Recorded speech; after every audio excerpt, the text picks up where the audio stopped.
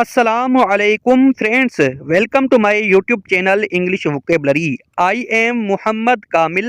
I will teach you English Vocabulary. दोस्तों ये है इंग्लिश वोकेबलरी सीरीज़ का लेक्चर नंबर 32। अगर आपने अभी तक मेरे इस YouTube चैनल को सब्सक्राइब नहीं किया है तो जल्दी से सब्सक्राइब कर लें ताकि आपको जल्द से जल्द न्यू वोकेबलरी मिल सके। चलिए स्टार्ट करते हैं लेक्चर नंबर 32।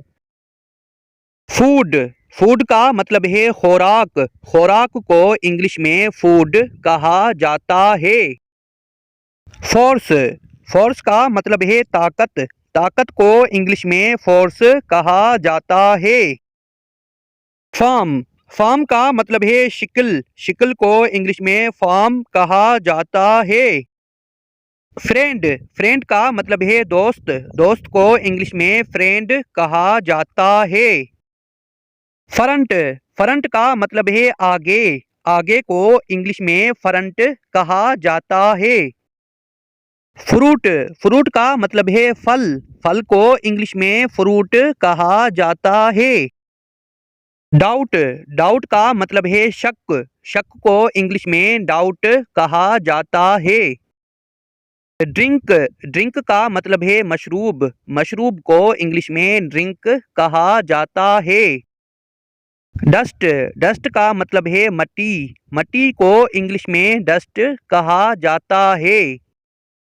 अर्थ। अर्थ का मतलब है जमीन। जमीन को इंग्लिश में अर्थ कहा जाता है।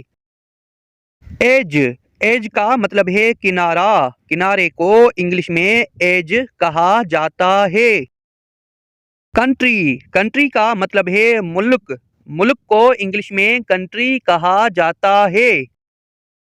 कवर। कवर का मतलब है ढांकना। ढांकने को इंग्लिश में कवर कहा जाता है।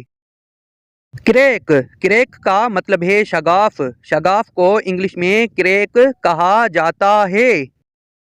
क्रेडिट। क्रेडिट का मतलब है उधार। उधार को इंग्लिश में क्रेडिट कहा जाता है।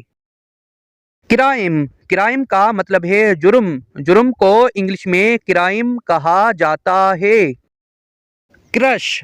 क्रश का मतलब है कुचलना। कुचलने को इंग्लिश में क्रश कहा जाता है। जी हाँ दोस्तों, ये थी आज की वोकेबलरी। अगर आपको पसंद लगी है तो वीडियो को लाइक करें, शेयर करें, चैनल को सब्सक्राइब करें ताकि आपको जल्द से जल्द न्यू वोकेबलरी मिल सके। अपना ख्याल रखें, अपने प्यारों का ख्याल रखें, अपने रिश्तों का ख्याल रखें। खुदा हाफिज। पाकिस्तान जिंदाबाद।